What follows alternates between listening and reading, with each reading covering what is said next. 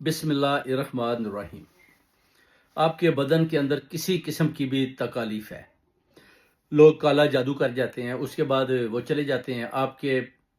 بدن میں بہت زیادہ تکلیف شروع ہو جاتی ہے، شولڈر میں درد ہو جاتا ہے، پیٹ خراب ہو جاتا ہے، ٹانگوں میں، ٹخنوں میں، آپ کے سر میں ایک سائڈ پر بہت زیادہ درد ہونا شروع ہو جاتا ہے۔ اس کا مطلب ہے کہ یہ سائن ہے کہ آپ کے اوپر کالا جادو کیا گیا، مسان جادو کیا گیا ہے۔ اس کے توڑ کے لیے آپ نے ایک وظیفہ میں دیتا ہوں، وہ پڑھنا ہے رب انی مسنی الضر۔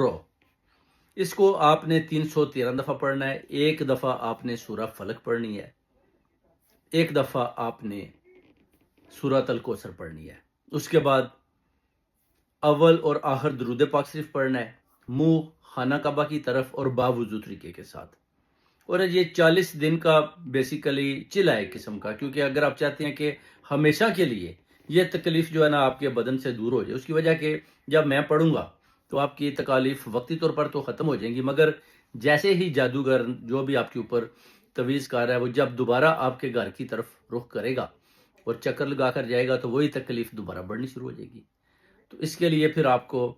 40 دن، یعنی اگر ایک منتھ میں آپ 11 دن پڑھ لیتے ہیں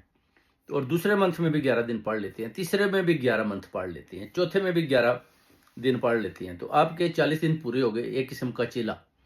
اس کے بعد پھر دیکھیں انشاءاللہ یہ ہدیہ جیسے ہی آپ فرشتوں کی نظر کریں گے تو اس کے بعد فرشتے آپ کی سفارش لے کر اللہ کے حضور میں حاضر ہو جائیں گے اور سفارش کریں گے، آپ کی صحت کے لیے دعائیں مانگیں گے، اور شفا یاب آپ اس طرح جلدی جلدی ہو جائیں گے کہ آپ حیران رہ جائیں گے کہ یہ کون سا وظیفہ ہے جو شاہ صاحب نے دیا ہے، یہ کتنی بڑی طاقت ہے اس وظیفے میں کہ اللہ تعالیٰ نے اسی وقت یہ فرشتوں کی مدد سے اس انسان کی سن لی اور اس کے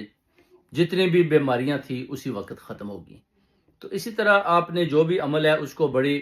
مکمل یکسوئی کے ساتھ بڑے کانسنٹریٹ ہو کر آپ نے پڑھنا ہے اور منہ خانہ کعبہ کی طرف کر کے گڑ گڑا کر دعائیں مانگنی ہے کہ یا اللہ مجھے اس مصیبت سے میری نجات فرما، یا اللہ میری مدد فرما، تو سب کی مدد کرنے والا ہے، میں کن پریشانیوں، الجھنوں، مصیبتوں،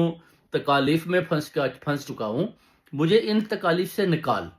اس طرح آپ نے دعائیں مانگنی ہے۔ اگر آپ سجدے میں جاتے ہیں تو سجدے میں جا کر بھی آپ نے یہ دعائیں مانگنی ہے، اسی وقت انشاءاللہ قبولیت ہوگی فرشتوں کی مدد سے، اور آپ دیکھیں گے کہ اس کے بعد جیسے ہی آپ نماز ختم کریں گے ایک گلاس پانی آپ نے لینا ہے، اس کے اوپر دم کرنا ہے، اس کو پھر آپ نے پی جانا ہے۔ اس کے بعد